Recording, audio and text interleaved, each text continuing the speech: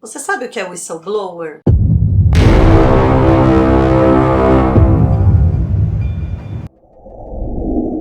É uma medida estimulada pela ENCLA, que é a Estratégia Nacional de Combate à Corrupção e Lavagem de Dinheiro. Literalmente significa assoprador de apito. E de onde vem essa imagem? Vem da polícia britânica, que há tempos, quando enxergava alguém cometendo um ilícito, assoprava o apito para chamar a atenção da sociedade.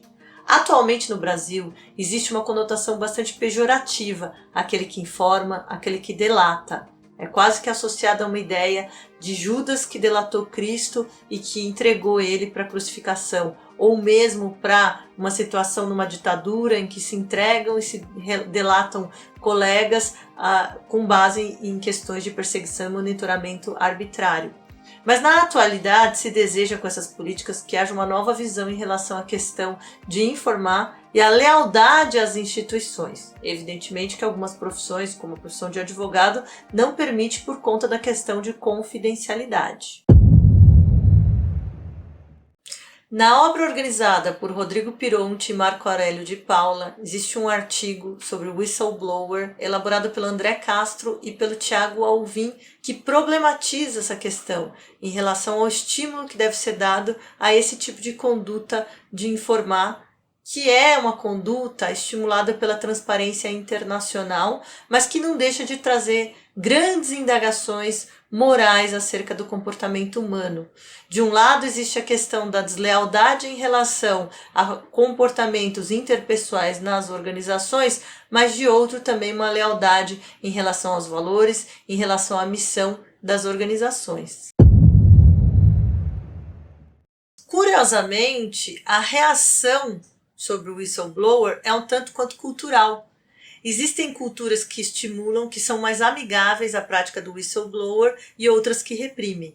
Como culturas que são mais amigáveis, pode-se mencionar a ambiência anglo-saxã e norte-americana, em que, por conta do individualismo, por conta da questão cultural do protestantismo ser mais voltado à discordância, você tem o estímulo à prática do whistleblower, que é premiado como alguém que é leal às instituições.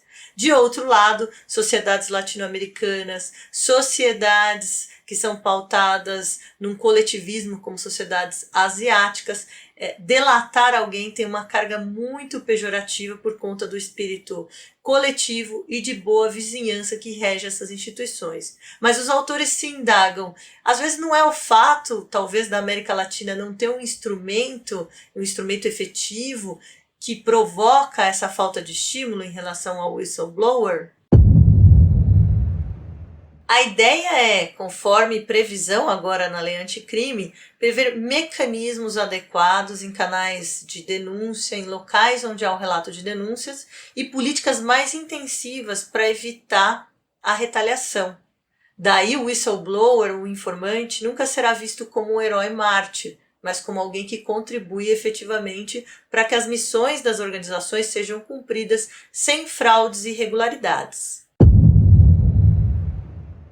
Então, o artigo 4A da Lei Anticrime prevê a situação de implementação desses canais locais de denúncia em que haja uma política mais efetiva com base na lei contra a retaliação. Ou seja, aquele que é o informante, ele será protegido de perseguições internas, inclusive sendo considerado uma falta de natureza grave que gera a demissão do bem do serviço público, perseguir alguém que trouxe informações em relação à necessidade de apuração de fraudes ilícitos na administração, sendo inclusive preservado um certo sigilo em relação ao informante, cuja identidade só será revelada se houver uma autorização formal nesse sentido, diante do interesse coletivo ou de um interesse específico em relação à investigação.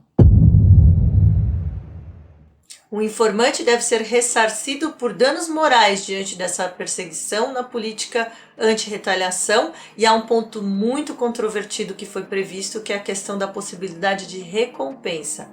Ou seja, se dessa ação de trazer as informações para o poder público houver recolhimento dos cofres públicos de valores que foram desviados em virtude da fraude, pode ser que aquele que informou venha receber até 5% do produto do valor que é recebido. Ou seja, é polêmico por quê? Porque isso pode gerar uma indústria de recompensa em relação às denúncias, né? Um ponto bem controvertido. Espero que você tenha gostado desse assunto, que é dos assuntos mais polêmicos e ainda vai dar ensejo a muitos debates na comunidade acadêmica e nas organizações no geral.